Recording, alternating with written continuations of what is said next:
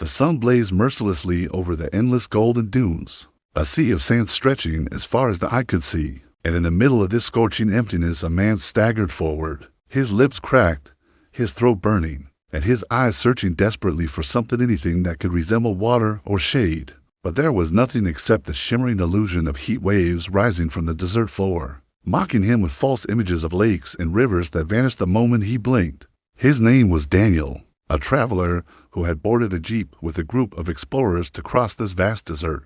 But fate had turned cruel when a sudden sandstorm, fierce and blinding, swallowed their convoy whole, scattering them into different directions, overturning the vehicle and burying supplies deep beneath dunes.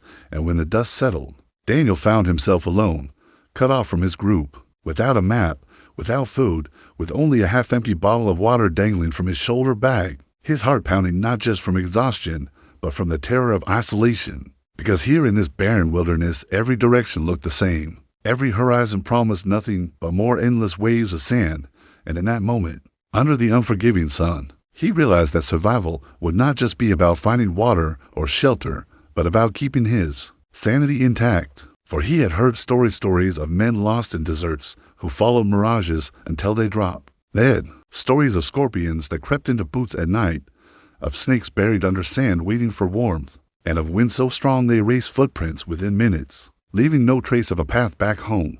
And though fear clawed at him, Daniel clenched his jaw and whispered to himself that he would not be one of those nameless skeletons scattered beneath the dunes. Not yet, not while there was still breath in his lungs and fire in his heart.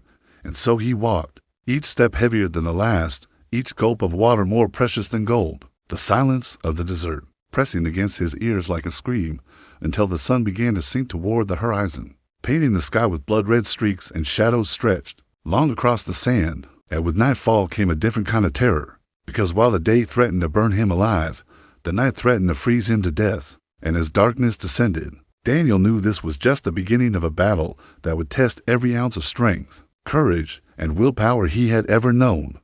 The desert night fell with a suffocating silence. The blazing heat of the day turned into bone-chilling cold. Daniel's body shivered violently under the open sky. He hugged himself tightly, his teeth clattering uncontrollably. The wind picked up, carrying sand that cut his skin like blades. He crouched behind a dune, seeking shelter, but it offered little protection. Every gust of wind howled like a beast in the dark. In the distance, strange sounds haunted the silence. The hiss of a snake slithered through the air. The skittering of unseen creatures echoed across the sand. Above, the cry of a nocturnal bird pierced the emptiness. Daniel's heart pounded. Everything wanted him gone. Shadows twisted in his mind, shapes that weren't there. The desert whispered voices carried by the wind. They called his name, soft, sinister, relentless. Lay down, rest, give up, they seemed to say. He bit his lip until blood touched his tongue. The pain reminded him he was still alive. Sleep would mean death in this cold. Forcing himself to move, he dug into the sand. With trembling hands, he carved out a shallow pit. Curling inside, he hoped the earth would shield him. The stars glittered above, cold, merciless, uncaring. He held his half-empty water bottle close. One drop touched his cracked lips. He saved the rest for tomorrow, knowing it might not be enough. Suddenly, the distant howls of jackals broke the silence. The cries stretched across the barren night. Daniel's chest tightened with terror. He realized he was not alone. The desert was not empty, it was alive. Predators roamed unseen, waiting for weakness. Fear gnawed at his soul, but he clenched his fists. He whispered to himself, "I will see the dawn." He would not surrender. Not yet. The night dragged on, endless, merciless. Daniel lay hidden in the sand, enduring. He waited for the golden rays of morning. He prayed for hope, but deep down, he knew tomorrow might bring trials far worse. The sun rose again, merciless and blinding. Golden light spread across the dunes, but it carried no warmth of comfort.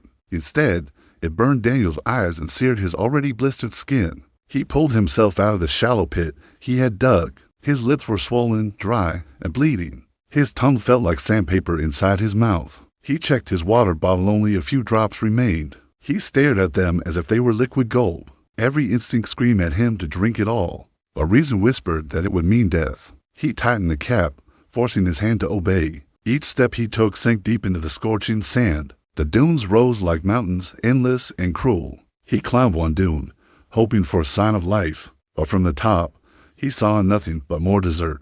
Endless waves of golden death stretched in all directions. The sun climbed higher, turning the world into a furnace. His shadow shrank until it disappeared beneath him. Sweat refused to come. His body had none left to give. His vision blurred, the horizon bending and twisting. Mirages danced before him, cruel illusions of water.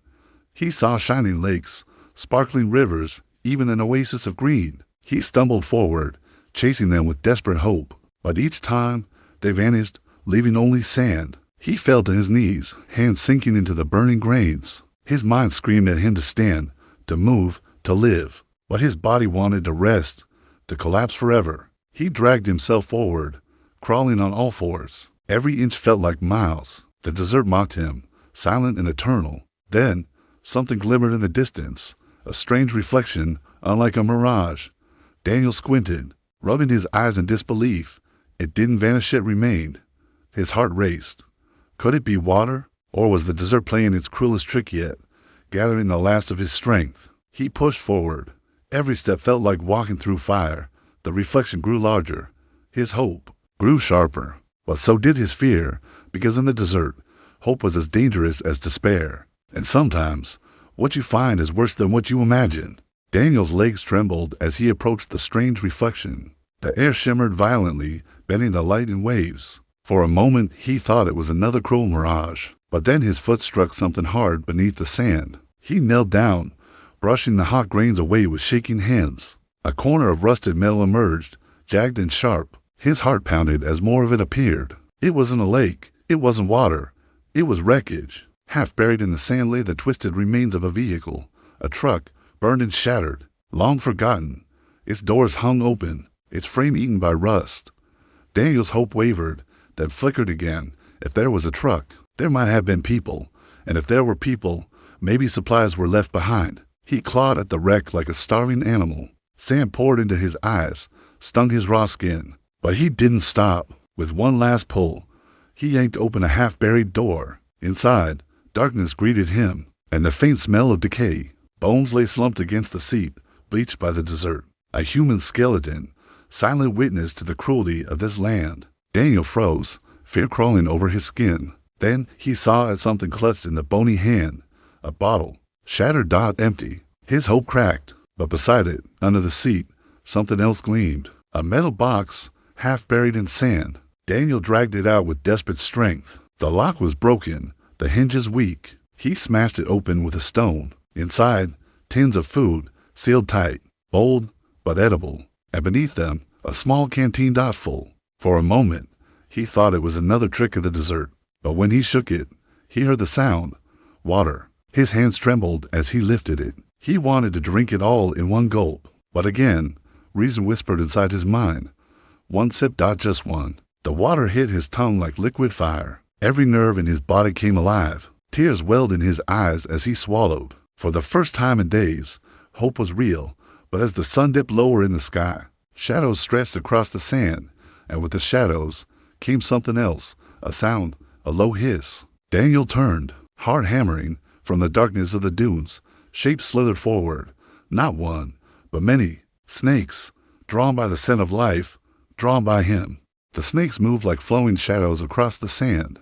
Their scales glinted in the dying light, a living tide that encircled Daniel before he could even stand. His breath hitched, fear gripping his chest. Fingers tightened around the canteen, as if it was the only tether to life. For a terrifying moment, he thought this was the end. After everything, the sun, the hunger, the thirst, the hallucinations, death would come quietly, with venom burning through his veins. But instinct screamed louder than fear. He snatched a piece of twisted metal from the wreck, slashing it wildly through the air.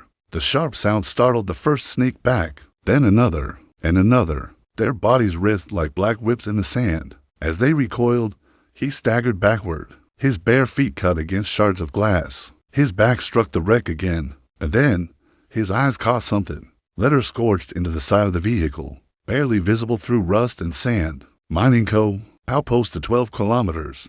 The paint almost erased by time, but enough to ignite a flame in his mind. 12 kilometers was survivable. 12 kilometers was hope. With new fire in his veins, he began to walk, clutching the canteen, rationing each sip, each step a war against the collapsing weight of his body. The night desert colder than ice, every shadow whispering danger, every gust of wind carrying voices of ghosts long dead. But he walked, whispering to himself, I will not be another skeleton in the sand, not another nameless victim swallowed by the desert. The horizon bled into gray. Dawn clawed its way across the sky, and he saw it, tiny at first, just a speck, then a shape, then a building. A crude metal hut standing against the emptiness like a miracle.